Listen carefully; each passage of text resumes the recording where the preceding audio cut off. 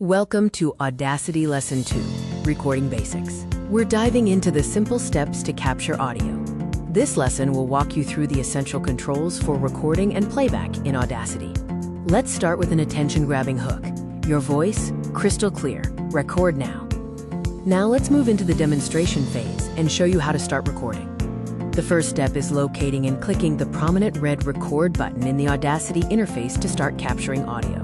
Once recording, speak or make the sounds you want to capture. Use this time to test your microphone levels to ensure the audio is not too quiet or distorted.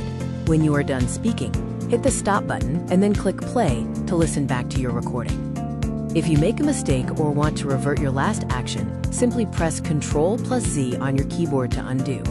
That covers the basic controls for recording in Audacity.